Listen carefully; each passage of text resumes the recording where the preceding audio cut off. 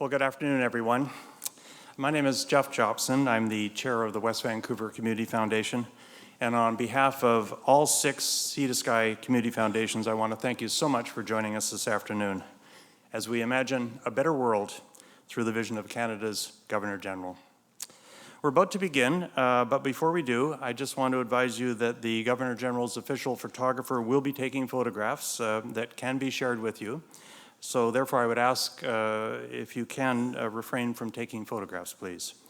And as a reminder as well, if you could ensure that your mobile phones are turned off. So distinguished guests, ladies and gentlemen, I ask that you now please rise for the arrival of Their Excellencies, the Right Honourable David Johnston, Governor General of Canada, and Mrs. Sharon Johnston.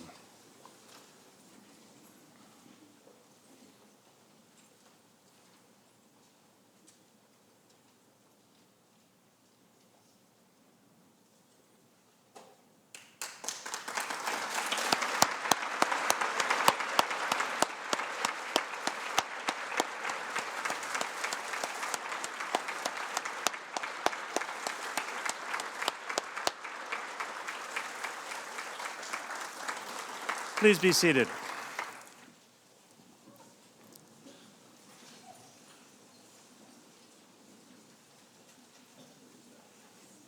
Your Excellencies, on behalf of the Community Foundations of Bowen Island, the Sunshine Coast, the North Shore, Squamish, Whistler, and West Vancouver, all of whom are well represented here today, let me offer you a very warm welcome to the Sea to Sky region. Our invitation last summer promised that you would meet a great many citizens who are fully engaged in building a better Canada. And so we're not surprised that we've filled this beautiful theater today with people who share your vision for a smarter, more caring nation. We are honored that you have chosen to accept our invitation, and just as we look forward to your address, I know that you'll enjoy meeting informally with many members of the audience at the conclusion of the program today. In recent years, this school district has come to learn that important events such as this should begin with a traditional Aboriginal welcome. And so, Your Excellencies, I say to you, OCM, OCM. I would like to recognize that we're meeting on the traditional lands of the Squamish Nation. We appreciate the opportunity to work with our friends in the nation and to learn about the rich history of this place. Lessons from elders past, present, and future will help to guide our thinking as we move forward together. I'm very pleased now to introduce Saplak Lakina and Seheu Mahout, who are with us today to perform a traditional welcome song and dance. Please.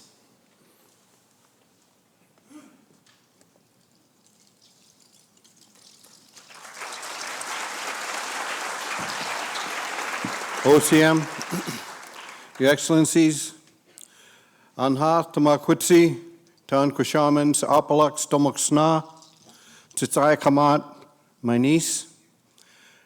On behalf of our families, our ancestors, those that have resided and taken care of the ancient territories here, on behalf of our families today, want to welcome you here in a traditional manner, in the way that our ancestors have welcomed during a time when there were very few non-natives in our inlet. There was a lady who lived over at Stanley Park, which we know as Stanley Park, but an area known as Khoi Khoi, also known as Lumberman's Arch, decided to not be a part of that new world and paddled across the inlet to join with her family at Hamulston, where we reside. And during that little paddle, a song came. That song is known as Sequoia Slolum today, known as Greeting of the Day, and it is, in essence, a little bit of flavor of our ancestors' strength and spirituality. It is with that that we welcome you here. It is with that that we raise our hands to you, Siem Smanath, the nobility in the house, and of course everyone here and who you represent. We're very happy to be able to do this for you, following our chiach, our law, our protocol, to make sure that you feel at home when you come into our longhouse. So with that, we do this little bit of song, this little bit of blessing on behalf of our ancestors, in particular, Sequoia. Haasiem Tamakwitsi.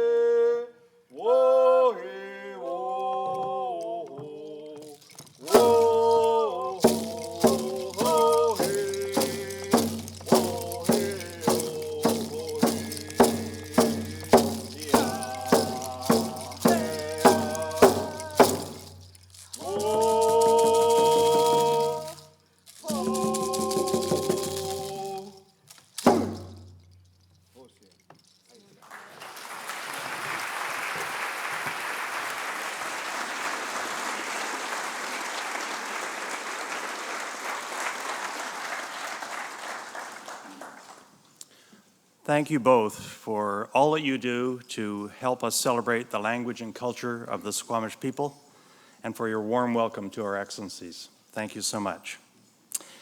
I'm now pleased to introduce a grade 11 student here at West Vancouver Secondary School who is a member of the District Honor Choir, Sua Choi, to sing our national anthem. Sua.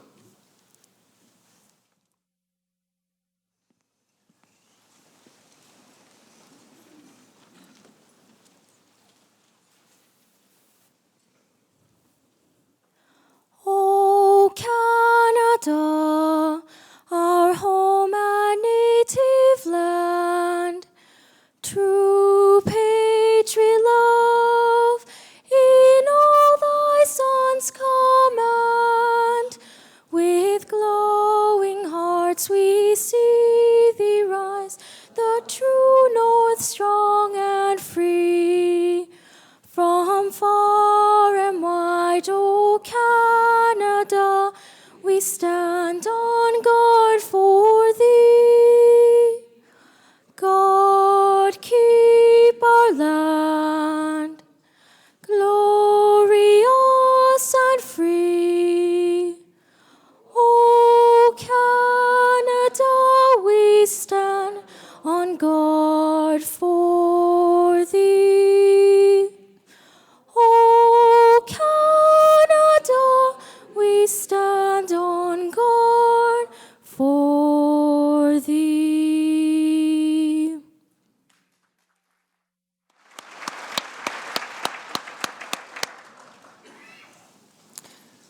thank you so much, Sua. That was beautifully done.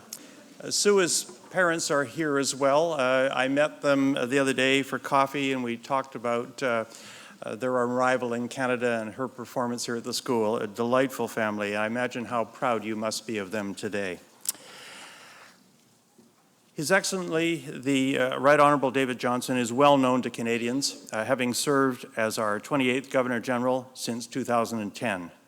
A graduate of Harvard, Cambridge, and Queen's, and former president of the University of Waterloo, His Excellency is a distinguished scholar who holds honorary degrees from more than 25 universities around the world.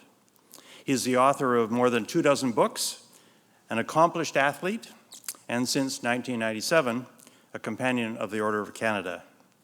Together with Her Excellency Sharon Johnston, he is focusing his mandate on strengthening the pillars of learning and innovation, philanthropy and volunteerism, and families and children. His Excellency has inspired and launched a number of major new awards and initiatives, including a new program called My Giving Moment, and another called the Governor General's Innovation Awards. In 2013, he established the Rideau Hall Foundation as a means of strengthening that institution's ability to support education, innovation, and giving.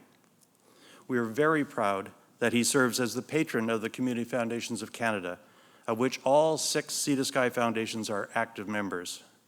Please join me in applause as I invite His Excellency, the Right Honourable David Johnston, to the podium.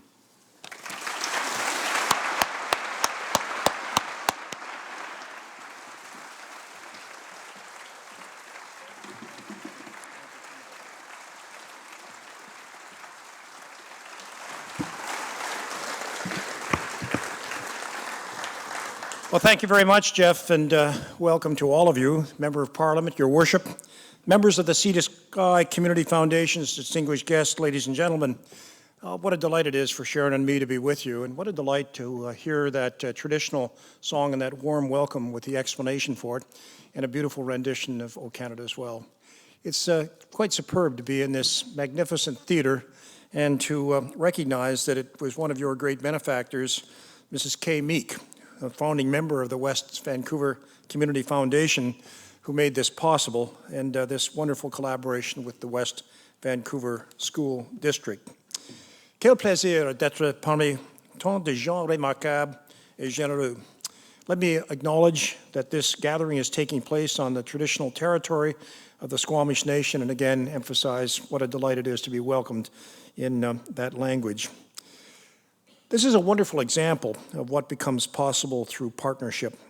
Some of you may recall that I was in Vancouver 5 years ago for the biannual Community Foundations of Canada conference. At that conference, I issued a call to action to build a smarter, more caring nation as we approach Canada's 150th birthday in 2017.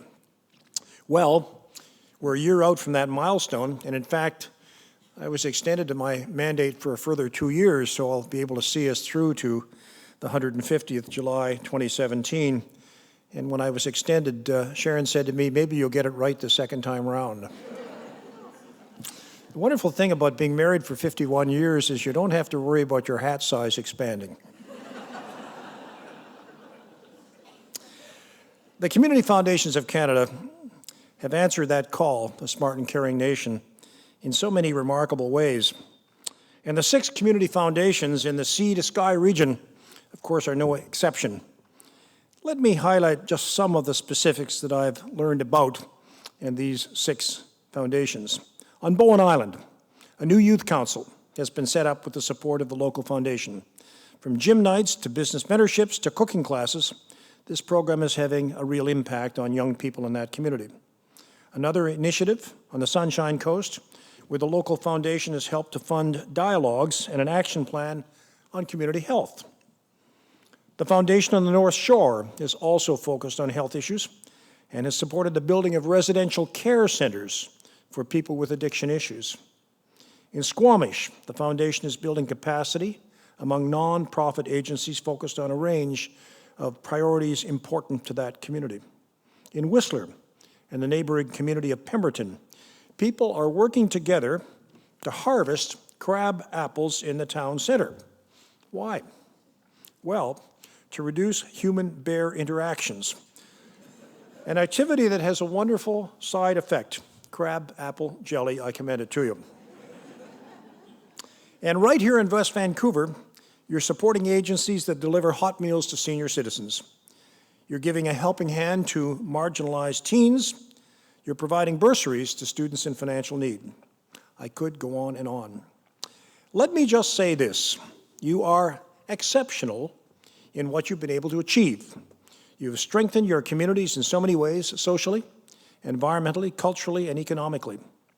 You've helped to create a smarter and more caring Canada. Each of your communities is unique, and this entire region has unique strengths and specific challenges. Your region is home to a quite wealthy and well-educated population, but this prosperity isn't available to all its residents. Your region is home to a beautiful and precious natural environment, but it faces all the pressures of a growing population. Your region is culturally diverse, and its rapidly changing demographics represent both a challenge and an opportunity. In short, while the sea to sky region is one of the most beautiful and prosperous parts of Canada, we can't afford to be complacent. Each of you gets this. Indeed, that's why you're here today, because you know there's always more we can do, and we must do. Il y a toujours plus à faire pour rendre nos communautés plus fortes et vibrantes. And when I consider your priorities, I feel a great sense of hope for Canada. As Jeff mentioned, one of our initiatives is My Giving Moment, a social action program designed to encourage all people, young and old, rich and poor, rural and urban, to find the opportunity to give of their time, talent, or treasure. And we've had wonderful stories that have been registered on the My Giving Moment website, mygivingmoment.ca, about moments in people's lives who've either enhanced theirs or they've enhanced others. And one of my giving moment stories goes back a long way. It has to do with blood donation. Sharon and I grew up in Sault Ste. Marie, and I worked for 7 summers at the steel company there while I was late high school, then university, then law school. And there was a custom that developed at the steel company there of donating blood. The mobile blood clinic would set up several times a month at the gates of the steel company so that people coming in and off shift could donate blood. And it became a wonderful competition between and amongst the different departments of the company to see which department on a per capita basis could win the gold trophy each month. And of course, I being 17 years old, I entered into this with a great competitive spirit. And hence the custom of donating blood developed. Well, then I was off to my first university, Harvard in Boston, and wanting to continue this custom of donating blood, I looked for the place on the campus where the clinic would come once every 2 or 3 months, and there wasn't one. Then I looked up in the yellow pages of the phone book and found, yes, there was a blood donor clinic in downtown Boston. I got on the subway and went downtown and got off at what I thought was the right stop, and it was a very, very depressed part of the city, and I thought I'd made a mistake, and I better be a little careful. This is a rugged part of Boston. And then I saw the Red Cross sign over here, and I went over to the clinic, and inside I found 11 homeless men, hobos, and that was it. And all of a sudden I realized that in the United States you're paid to make a donation of a pint of blood. And these poor fellows would be there every month or whatever the time interval was to give their pint of blood and receive their money. And I did a little research, and I realized Canada was one of the very few places in the world at that time, and still, where you're not paid when you donate blood, and you're not charged when you receive it in the when you receive it in the hospital. And that was one more indication in my coming to understand my country and our culture that it was different in some respects. And this was one. Something as precious as blood wasn't managed in a marketplace approach. It was managed on the basis of the volunteer spirit. The blood story continues. For 15 wonderful years, I was president of McGill University. Are there any McGill University graduates in the audience? Well, you know a little bit about the McGill Daily, don't you? Which you read religiously, of course, especially when it was exceedingly critical of the principle of the day. So we had a regular blood donor clinic at McGill the time I was there, and those were the days when you could just show up and within 2 minutes you'd be on the cot, and you'd donate your blood, and away you'd go. So I went over one day, and I was lying in there in the cot with the needle in my arm to draw the blood, and a photographer and a reporter from the McGill Daily Student newspaper came by and started snapping pictures of me. And I said, no, this is a private thing. I don't want any attention given to this. And then I thought, you're a teacher. This is a teaching opportunity. I thought, yeah, the kids should know that the old guy can donate blood and maybe encourage them. So they went ahead and took the pictures, and the next day, the front page cover of McGill Daily showed me lying on the cot, blood drawing on my arm, and the caption simply read, "Guess what? You really can get blood out of a stone."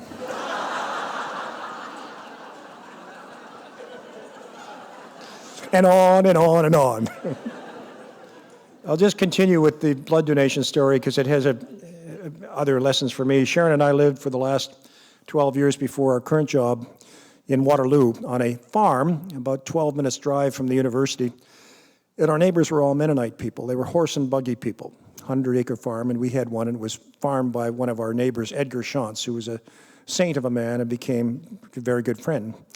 And when we moved into the neighborhood, we were a little apprehensive because these are different people. The men all wear hats and the women all wear bonnets, and these were people who had tractors on their farm, but not cars or trucks. They didn't need those, and so they chose not to have them.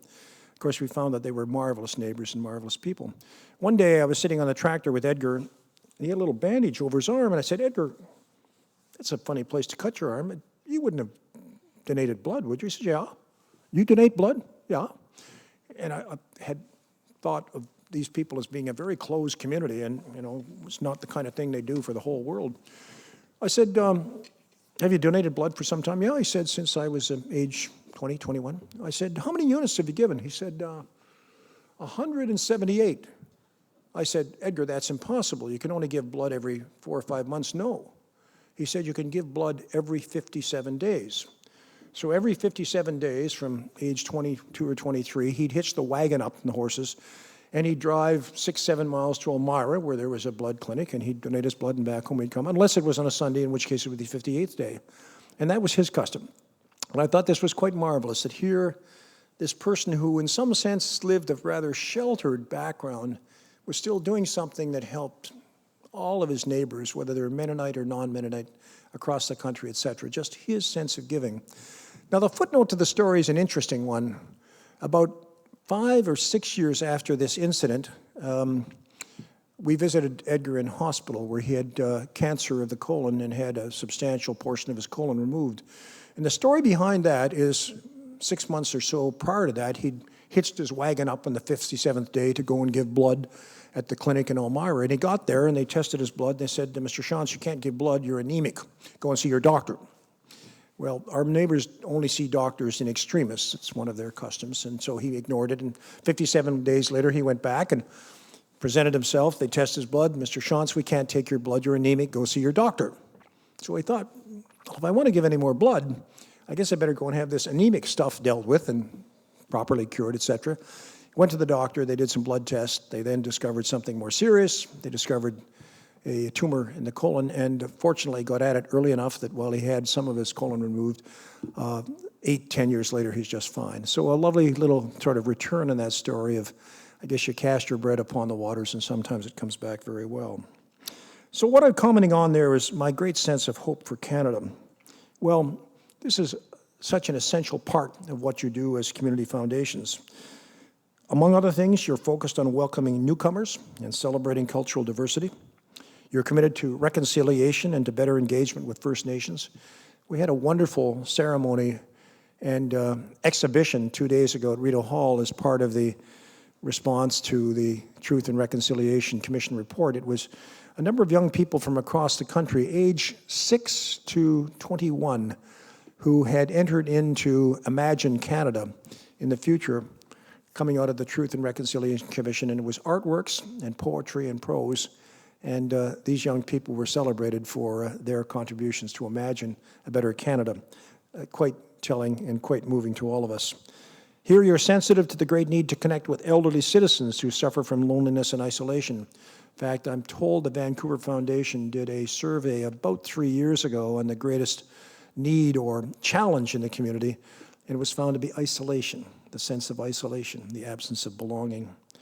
You know, we must find ways to better support vulnerable and marginalized youth. Sharon and I attended a remarkable presentation this morning at a local school by the Odd Squad, Vancouver Police Squad, who have a group of 5 or 6 police officers who volunteer their time and go into schools educating about drugs and making good decisions.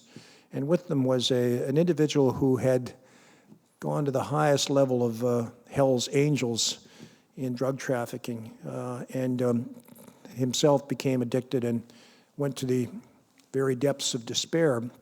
Was saved by a high school classmate of his who had known him from that time and is a member of the Vancouver Police Force and went after this to solve it. And through his persistence, got him into an addiction cure program. And today, 10, 11 years later, he helps to lead this education program for students in secondary schools across the country to say you have to make good decisions. It was a wonderful example of the volunteer spirit alive and well. For all the good fortune of people who live in your communities, gaps exist in these and other areas. These are gaps that we shouldn't ignore. In fact, I often say I think complacency is our greatest enemy in this wonderfully bountiful country that is Canada. And one of the ways I illustrate that is, I was saying to Jeff earlier, we're both teachers, how important public education has been to this country. I don't think there's another country that has worked as hard as we had at equality of opportunity, and the cornerstone of that has been a really good public education system supported by people like you in this room. But there's an OECD graph I often show which measures social mobility and equality of opportunity in the different countries, the 32 or 33 of the OECD, on the basis of the degree which children reach or exceed their parents' level of education. And they divide the population of each of these 33 countries up into quintiles of 20%. Guess what? For the top 4 quintiles, the top 80%, Canada leads all OECD nations in the degree to which children reach or exceed their parents' degree of education, a wonderful measure of upward mobility. Well, for the last 20%, you'd think rising tide raises all boats. We got to be up there in the top 1, 2, 3, 4. We're not. We're down in the bottom third in that measurement, in the bottom 20%. Why is that so? Well, a good part of it is our Aboriginal communities where the educational opportunities just aren't what they should be. And many parts of inner cities where it's a tough proposition going to school and it's a tough proposition learning. I co-chaired the Centre or United Way campaign in Montreal after I'd been at McGill 10 or 12 years, and I thought I knew my city. I learned through that experience so much about my city. 1 in 4 young boys in East and Montreal who showed up for school at age 6 were not in a position to learn. They were not fed properly. They had never had a book in their home. They had no idea of what it was to sit down and learn reading, writing, and arithmetic. And so those are challenges that remain for us. But you're responding to those challenges. And perhaps that's the greatest of all you can make to Canada, to create hope and the basis of hope. Because hope, as the ethicist Margaret Somerville once said, is the oxygen of the human spirit. That really is what you're doing here, isn't it? You're lifting the human spirits in each of your communities, helping them thrive to their fullest potential. A few months ago, we were in Oakville at a gathering of the local community foundation, and the word hope came up again and again in our discussion. We were welcoming Syrian refugees. There were 650 people in that auditorium, all engaged in one way or another in the effort to welcome the Syrian refugees, and something that I know you're doing in this region as well. And this was about hope. And I was sharing some comments made at that meeting by Conrad Sauvé of the Canadian Red Cross about refugees. He said, "We're dealing with people who are fleeing war. Nobody wants to leave their home.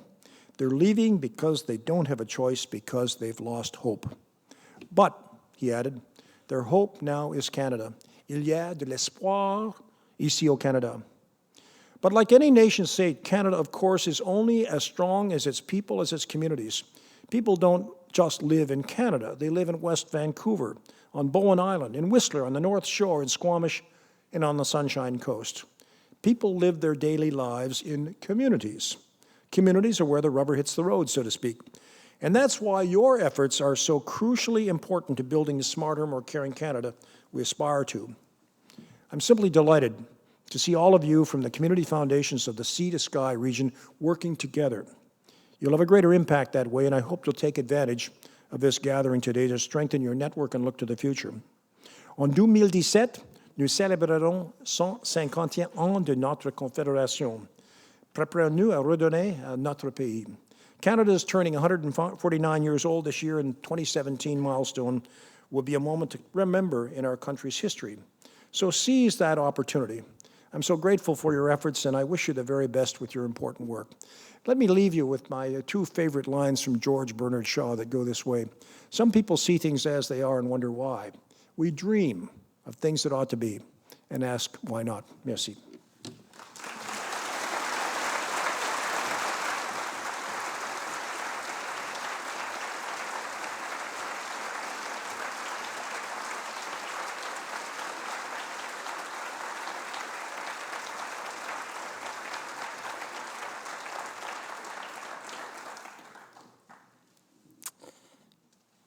Well, yes, Your Excellency, we have a dream, and it's yours.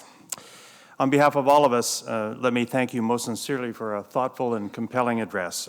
Your vision of a better world has inspired a movement across this country, and certainly in this region. And as you've noted, the Smart and Caring initiative is thriving here in Sea to Sky.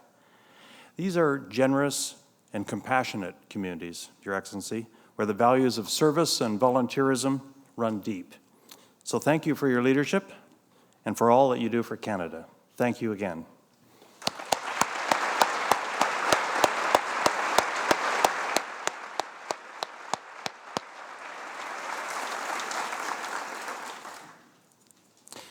His Excellency mentioned the benefactor of this particular theater, Kay Meek.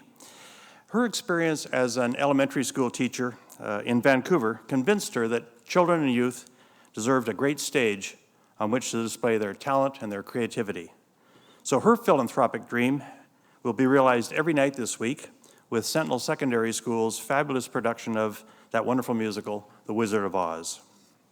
So please join me in welcoming the Cowardly Lion, the Tin Man, the Scarecrow, Dorothy, and yes, Toto, as they perform a song that speaks of intelligence, courage, heart, and family. If I only had the nerve, a perfect fit for our theme today.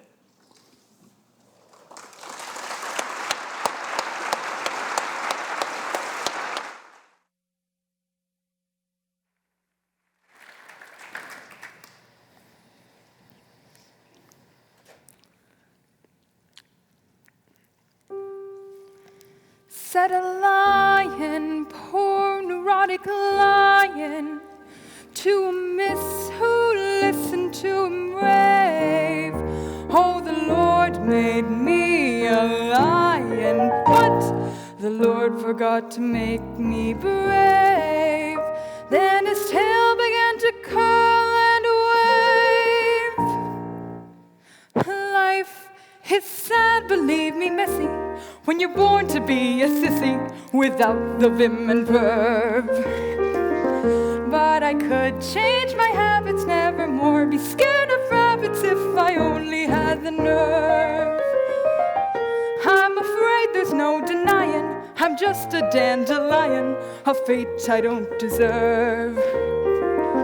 But I could show my prowess, be a lion, not a mouse, if I only had the nerve. Oh, you'd be in your stride, a king down to the core.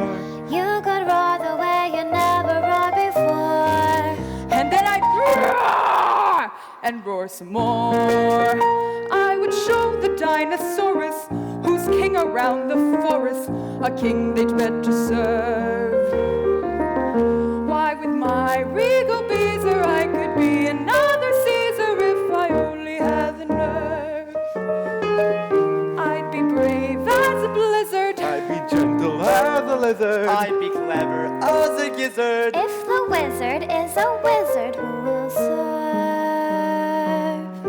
Then I'm sure to get a brain, a heart, A home. the nerve.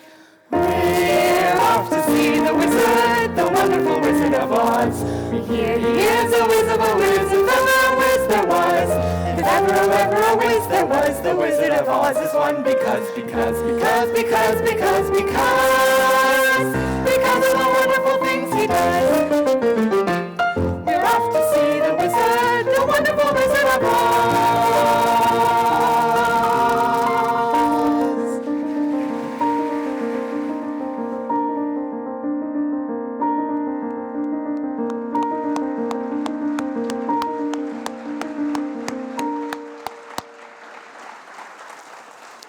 When I mentioned to His Excellency that they were going to hear a song from the Wizard of Oz, he said, "Just one?" So please join me again in thanking, and we'll bring them out one at a time, Dorothy, played by Allison James. Toto, played by Tom Smythe.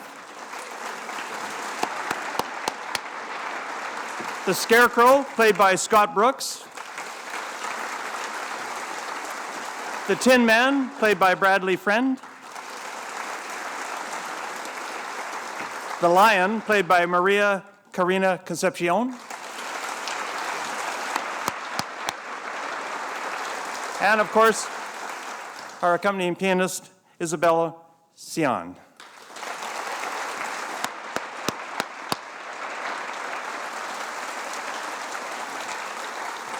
So they had a matinee here at 11 o'clock for 500 people in this theater.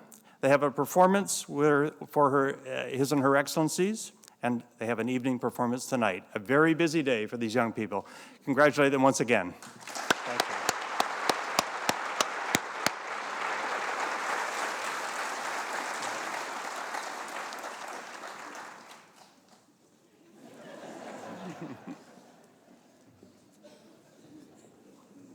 And yes, tickets are still available tonight for the 7:30 performance. In 2011, so this is some time ago now, shortly after his appointment as superintendent and CEO of the West Vancouver School District, Chris Kennedy posted on his blog, which is known as The Culture of Yes, an article entitled Smart and Caring. In it he said, and I'll quote, "The Governor General's vision resonates with me and the Canada that we all want for our children, smart and caring." So please welcome Mr. Kennedy to the stage, along with 5 citizens from across the Sea to Sky region who will reflect on what meaning smart and caring holds for them. Mr. Kennedy and the panel.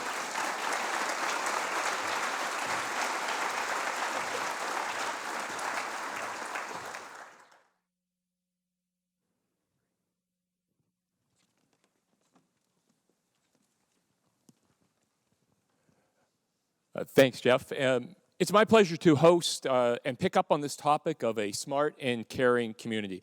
With me are 4 members that represent the diversity of all of our Sea to Sky communities, and they're going to tackle this issue of smart and caring. And so I'm going to invite each of them to talk for about 3 minutes on that idea and how we advance the notion of smart and caring. And then I'll invite His Excellency to join us back on stage to carry on the conversation. So it's first my pleasure to introduce Mahab Nathu. He's the CEO of Earth's Own Food Group, to offer his thoughts on the idea. Thank you, Chris, and good afternoon. Many moons ago, when I entered Canadian airspace as an immigrant from Africa, and without setting foot on the soil, the country to me was then and continues to be a reflection of a caring community. So that was pretty good right off the mark, and I'm grateful for this. Not unlike personal development or continuous improvement in business settings, strides to enhance our communities are ongoing and never cease. From my perspective, the next destination for this journey, in achieving the journey, is what I define as absolute truths or universal beliefs. My analogy of an absolute truth in the nature would be water boils at 100 degrees, water freezes at 0 degrees. And similarly, in a caring society, the absolute truths ought to be gender equality, access to post-secondary education, and nutritious food for all. Attributes that ought to be instinctive and in the fabric of our psyche. In short, in these matters, there is no ifs, buts, or otherwise. Nutritious food has been my focus for past 18 years as a founder of a startup food business that now employs 300 employees. We market good-for-you products all natural, without artificial ingredients, colors, or trans fats. From my experience, it is possible to intertwine good values for community and entrepreneurship. These are not mutually exclusive. In fact, they can actually build on each other. In that context, I believe that workplaces can be the fertile grounds to create change and be a catalyst for healthy and caring societies. Furthermore, I'm really buoyed by significant changes offered by demographic shifts.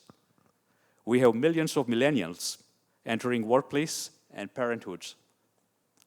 This group is in tune with setting expectations in the workplace, caring for the planet, local first, empowerment, etc. I'm convinced we will arrive at our next destination of absolute truths much quickly in historical terms. The pull factor offered by millennials, combined with positive push initiatives offered by organizations like community foundations, can only propel this forward. Thank you for allowing me to add my voice. Thank you.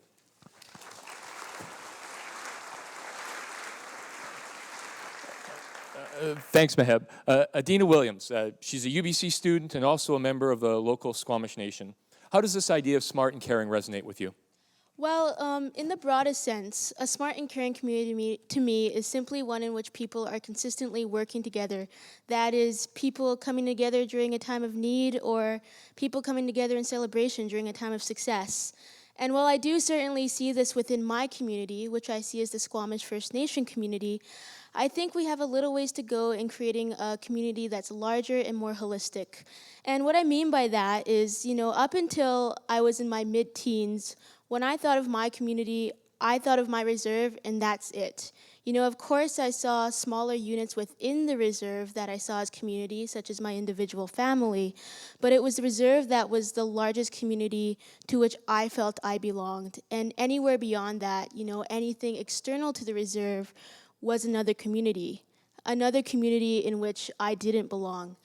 Now, because of various means that I will elaborate on further in the discussion, I realize that I truly do believe that I am a part of this greater community on the North Shore in addition to my First Nations community.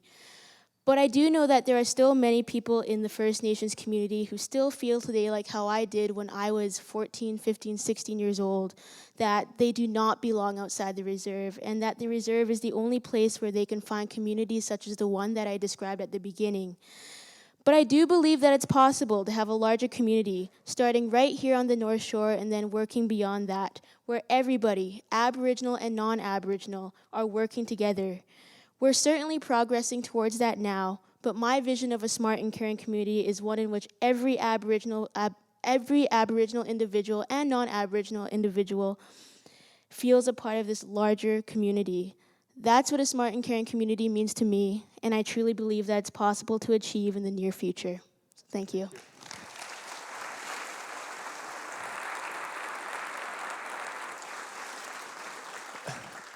Now, Liam Grant, like Adina, you reflect the youth interests in this topic. You're a student at Rockridge Secondary. You've been involved with the West Vancouver Community Foundation and in some of their youth initiatives. How do you see this idea of smart and caring communities? Well, this topic brings to mind a quote. I alone cannot change the world, but I can throw a stone across the waters to create many ripples. Mother Teresa's statement about community perfectly describes what I have come to learn from my extensive involvement in West Vancouver. Collaboration and communication are essential to a progressive, thriving community. These aspects are prominent in West Vancouver, something that I feel has contributed to the maintenance of our own smart and caring community. Throughout my academic career, I've been lucky enough to have had considerable involvement both in West Vancouver and my neighborhood of Lions Bay. Amongst other activities, I'm the Vice President of the District Student Council, a musician with the West Vancouver Youth Band, and a speaker for the Mayor and Council of Lions Bay. All of these organizations have shown me the innumerable benefits that occur when youth take an active role in the community. My experience with these organizations reminds me constantly about the crucial importance of giving back, offering a wide variety of services, and progressing towards a smart and caring community. Most notable of my experiences has been my time spent at Young Adults Helping You, or YAHoo, a philanthropic youth organization based out of the West Vancouver Community Foundation. Collaborating with organizations across the North Shore, our main objective is to impact youth. This past February, we gave out our largest grant yet of $4,400 to the North Shore Youth Safe House, an inspiring organization responsible for running the only safe house for homeless youth in Metro Vancouver. I really empathize with the Safe House, as it embodies what I view as necessary for a caring community. When a family or individual has no form of immediate support, the community is there to provide programs and services, such as the Safe House, to those in need. In addition to caring, I see a smart community as one that is not only intellectually strong, but strategic in the way that it is run. Any community has the ability to stay focused on its needs at present, but a smart one is ahead of the game in anticipation of what's to come. Personally, I think having this mindset is imperative in order to fulfill a community's needs and remain efficient. Furthermore, communication between the residents and the municipality also reflects a smart community. In doing so, the council is able to accurately identify and act on the needs present in the community. Ultimately, my experiences with the various social and cultural groups have provided me with insight to the attributes that are necessary for a smart and caring community. It is my hope that continued support of organizations will make certain our community is progressive and innovative for years to come. Thank you.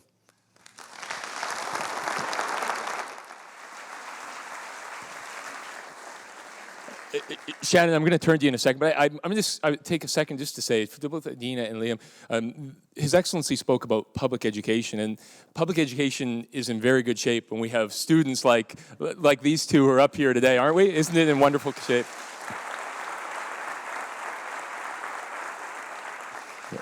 Both the West Vancouver and North Vancouver school districts are very well represented. So Shannon Zerny, I know this is something you think about professionally as a librarian with the West Vancouver Memorial Library. Think about it in a sense of both the face-to-face and in that digital world also, in that idea of community. So offer your thoughts on smart and caring. Yeah, so working on the information desk at the public library, which I do every day, we get lots of questions from early childhood educators who are looking for books about community helpers. And what they're wanting to do is introduce the young children in their lives to the world outside of their own backyard. So this comes in the form of books about police officers, postal carriers, and that's really our very first understanding of the concept of this word community. It's our own neighborhood. But I think it's a little too easy to assume that that's where the stakes are greatest for us. Because when I think about me and my life, I am deeply invested in many communities just outside of where my apartment is. I'm invested in the community of Vancouver, where I live, here in West Vancouver, where I work, the district of Katepwa in Saskatchewan, where my family is. And this isn't really just limited by geography. As Chris was saying, I am really made better by the online community that I engage with on Twitter, the community of youth librarians and the different professional organizations that I belong to. And I really truly believe that thriving, smart, and caring communities cannot exist in silos. I really believe in the creation of infrastructure and partnerships that extend beyond municipal or neighborhood or even provincial or global boundaries. Places like, and I am a little biased here, but places like public libraries, community centers, neighborhood houses, these places make community happen anywhere. Whether you're a stranger in a new place or a lonely person in a familiar place. And I was reading this book called This Star Won't Go Out. It's about the life of a real teenage girl named Esther Earle who passed away from cancer, and she was part of the inspiration behind John Green's novel, The Fault in Our Stars. And I'll never forget how Esther's father described her. This is what he said. She was a champion of the lonely, a welcomer of strangers, an inviter. I love that word, that last word there, an inviter. That really, really stuck with me. And what a wonderful thing to be. And I really think that smart and caring communities make everyone feel invited.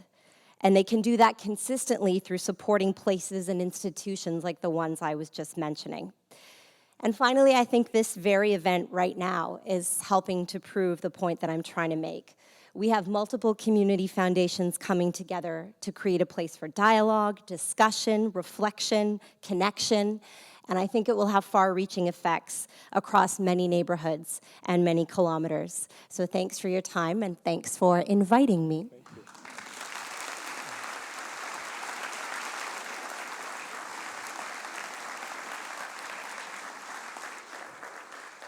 So thank you to the four of you, and we want to turn this more into a conversation now. So I'd like to invite His Excellency to join us up here on stage as we carry on with this conversation.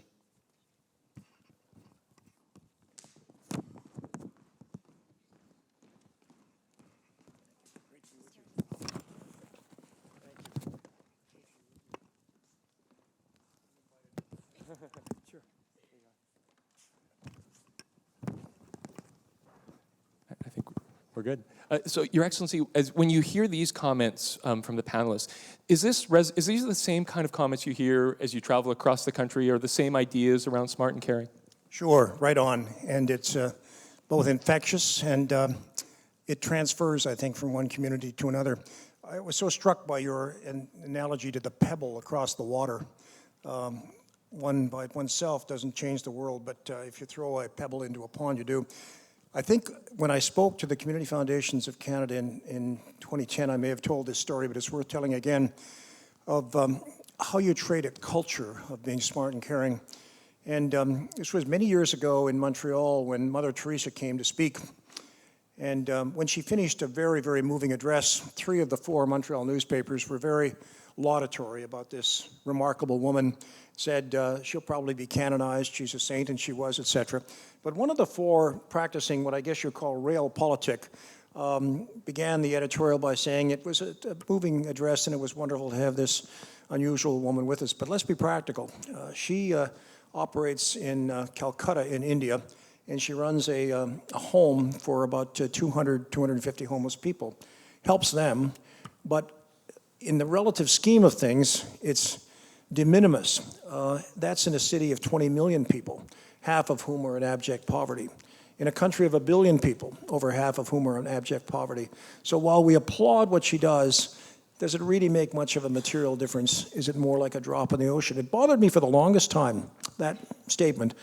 And we have 5 daughters, and birthday parties were big deals. And I remember finishing a birthday party, and the 2 eldest girls then, 11 and 9, said, "You know, Dad, you know the ghost stories you tell the kids at the birthday parties? Well, they know that they're all made up and that you're just telling lies. And they don't believe you.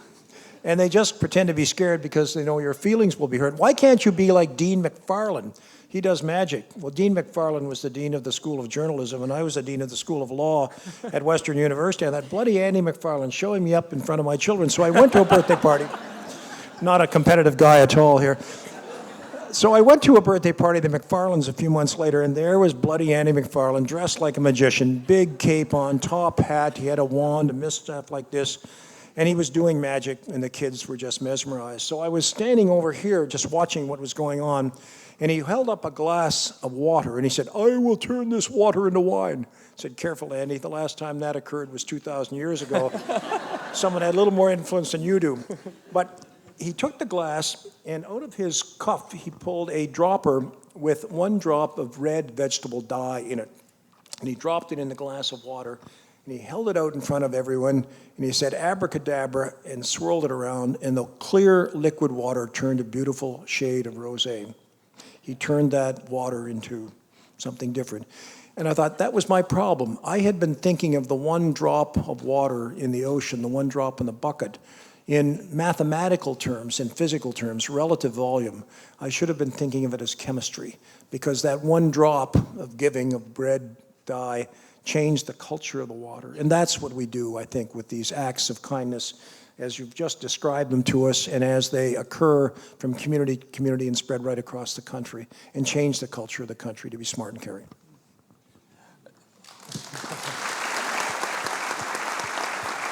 My wife would say, "Well, the story's okay, dear, but could you tell it at 1/3 of the time?" But it's not as much fun if you tell it at 1/3 of the time. You got to see Andy McFarlane. One of the topics that's come up today is about Aboriginal youth, and I was struck by Adina, something you said. You talked about when you were 15 or 16, something changed. You know, that you saw your community as larger than just your reserve. Do you think there's a larger change happening within the Aboriginal community right now, where Aboriginal youth and people like yourself who've gone on and going in university now, they see their community in a different way than maybe even a decade ago? Absolutely. You know, I certainly see increased ambition amongst my peers in the First Nations community, such that many Aboriginal youth are finding community external to the reserve. You know, take myself, for example. I'm going to university, I'm in the workforce, kind of, and excelling in these places. So many of my peers are doing that. I believe that this is as a result of support and encouragement from both inside and outside of the First Nations community. I found that support particularly at school, and from leaders like one of my greatest mentors and educators, Brad Baker, who told me, yes, your contributions here as an Aboriginal student are valuable to this community. Yes, you do belong here, and yes, this is indeed your community too. So.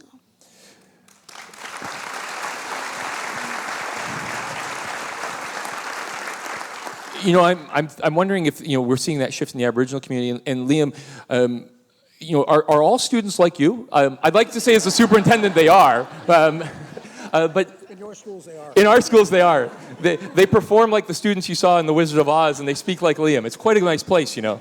You've got a very easy job. Liam, are young people, do you think there's this, young people are looking to be engaged in their community? Are they looking to be part of something bigger than their family or even their school? You know, I would definitely agree with the fact that they are becoming increasingly more engaged, especially at throughout all my peers at Rockridge Secondary. Everyone's just, you know, they're wanting to become more involved in things in the school, in the community, and they want to take part in different activities that are offered by the district and the school alike.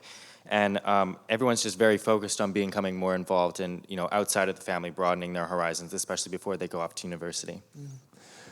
Shannon, I want to pick up on that digital notion that you talked about, because I think that for many in the room, that when they think of community, they don't think of digital. And often when we think of a digital community, we don't think of it in a really positive sense. We hear in the news so many other notions around what's going on in the digital space. So talk about where you see the digital community, how is that smart and caring, really, is really what I'm curious about. Yeah, absolutely. So one example is you, for instance. So when I got this job here in West Vancouver, you're someone I see maybe a handful of times throughout the year. But following you on Twitter, I get a sense of what your job is. I get a sense of what you care about, what's important to you, what your priorities are. And I really think we can't underestimate the power of the online personal learning network. I connect with teachers here in West Vancouver. I connect with newcomers to the community. So I think that sometimes we don't focus enough on the positive and the community building aspects of being online.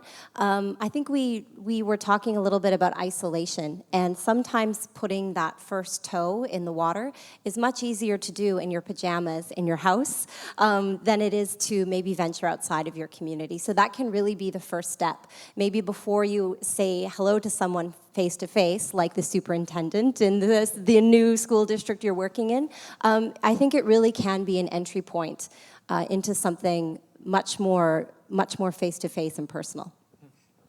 And Maheb, you don't act like what we usually think about people in business, right? It's about the bottom line and it's about profit. But you know, when you speak about what you're trying to do and about your truths, you know, you seem to have a much broader vision than what the stereotypes are. Like, are you unique in that entrepreneurial sector, or others like you? Thanks. My sense is the whole mindset is broadening, and in particularly from an entrepreneurial perspective, I think there is a recognition that the entrepreneurs have actually achieved what they have achieved as a result of the fertile soil of the communities. And to that degree, there is a sense that they need to plow things back as well. So there is that connectivity that's kind of going through the cycle. And from that perspective, my sense is we all recognize that this is a small planet, and we need to share. Nice. I'm going to work my way down, start with Shannon and work my way this way. So we have 500 people from across our community here today. So if they left here and they heard one thing that you said, or you had sort of that one idea that they hope they carry forward, what would that be? I think it would be to do something that makes you slightly uncomfortable. And that doesn't have to be on a really big scale. It could simply be maybe going to get your coffee at a place you don't normally go, maybe stepping into the community center, step into the library, say hello to somebody on the street, see what all this Twitter stuff is about. I'm really trying to do that a lot in my own life, just little things, stepping a little bit outside of my routine. And I think that's something that is really doable for everybody and has the possibility for some really great, expansive opportunities. Nice. Liam? Well, I'm gonna build off of her theme here, going become more involved. As I said earlier, it's just whether you're, I'm sure most of you are extremely involved already in your communities, but participate in more events, more activities, and become involved in current issues facing your community and help advocate for what you think is right. And if you're a parent, encourage your kids to get involved, because personally, I've experienced just an extreme amount of benefit from becoming involved, and probably why I'm here speaking to you today. And increased involvement by the residents in a community will help increase and enrich the society on a big level. Adina? For me, it all comes down to a simple welcome to the Indigenous community, a simple thank you for Indigenous contributions, or a simple acknowledgement of traditional territories, such as what happened today out here in the greater community. I certainly feel welcome here now, but the rest of my people need and deserve to feel welcome here too. So when we all feel this sense of belonging in the greater community with each other, I see that as a step towards reconciliation. And once this happens, we'll have the smart and caring community that I imagine is possible. In my head.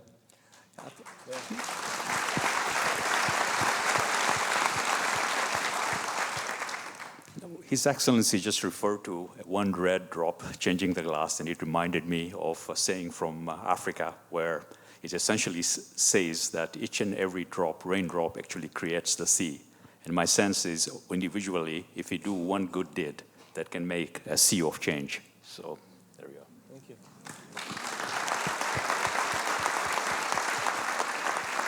And before we turn it back and we close the event, Your Excellency, what's your advice for us? You've seen a very engaged and passionate community. How do we move this forward? Well, I'd say spread the word. You're doing so well, and the rest of Canada needs to hear the story of these foundations. I guess three things I would say about what can we do. One is, as we all think of our 150th birthday in 2017, normally at birthdays you make a gift, and I think each of us should say, what is our gift to Canada in our community, in our neighborhood, to make it a better place for others? Second thing I would say, it's an idea that comes from Naheed Nenshi, that marvelous mayor of Calgary, who actually wrote me about a week or so ago to say, I think we should extend this Calgary idea to across the country for 150th. And it's do three things for Calgary. He said when he was elected, he put together a citizens group, and he said, I want your advice on what we can do to make Calgary a better place for everybody. And after a month or so, they came with the idea of ask each citizen, each person, to do three things to improve Calgary. And he said, I thought it was a dumb idea. And I didn't warm to it very much. It was a bit too honky for me, but they persisted. I said, all right, we'll give it a try. He said, it's just taken off. He said, I was in a school last week, and I asked the kids, are you doing three things for Calgary? And a little guy of age 6 put up saying, yes, Mayor, I am. What are the three things? He says, well, I helped to organize a campaign to clean up the litter on the way to school from my chums, and that's gone well. And then we had a new student in our school, and with the teacher's prompting, I organized some of my friends to make friendship with this person so that they would not feel left out, and we've done that well. But he said, the third thing hasn't gone so well. I promised my little brother I wouldn't beat up on him anymore. So he says we're still working on that one. So Naheed's idea is that we should extend that. I guess the other thing I would say to the adults in the room, and perhaps the youngsters as well, think about your family and the values you want to transmit. And where do we learn to give? Well, very often, in the vast majority of cases, it's from our family and our family environment. And we now, 5 daughters, all the important things in life I've learned from my children, and now we have 12 grandchildren. And it's fascinating to see what's happening with them. So 2 quick stories on the Syrian refugees. Our eldest daughter's family in Chelsea has sponsored a refugee family, and that they've just arrived. So the 10-year-old, her daughter, 10-year-old, little girl adopted from an orphanage in Colombia, said, well, I want to do something too. So she's organized bake sales in and around her school and community with her chums to raise another amount of money for the second refugee family. And Grandpa has agreed to match them 1-to-1. She's now at $1,800, so it's costing me some money. If any of you can spare a loan to a poor fellow, I'd appreciate it. And she doesn't believe in double entry bookkeeping.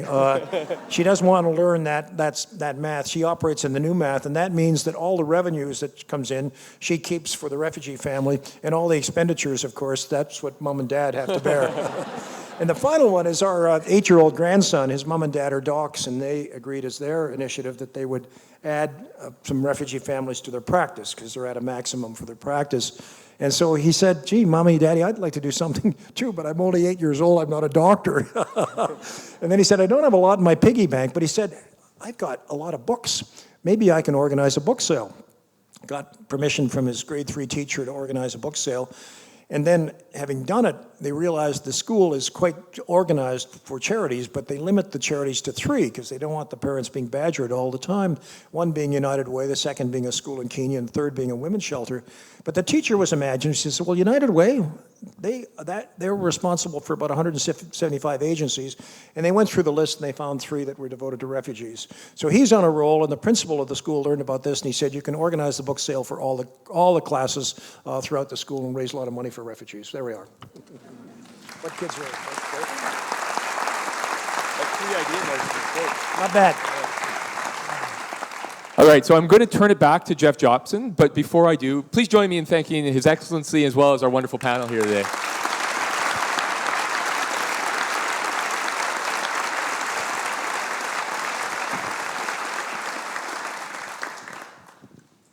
Well, when we first conceived the idea of a panel discussion that represents the diversity of Sea to Sky region, we imagined a small group that would speak for all of you. Perhaps a little younger, but a group that would speak for all of you. Clearly, we could not have chosen better. Please join me again in thanking Mr. Kennedy, the panelists, and His Excellency for an engaging discussion that deepens our thinking about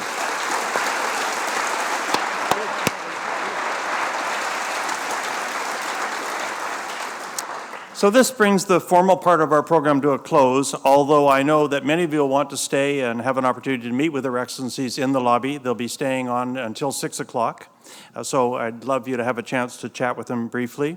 Again, thank you so much for coming today. Some of you came by ferry and by bus some distance. We greatly appreciate that. And thank you for all that you do to support your community foundation. Your Excellencies, this was very much a signature event for these 6 foundations, and we're very grateful that you chose to include a visit to Sea to Sky as part of your trip west. Ladies and gentlemen, would you please rise for the departure of Their Excellencies?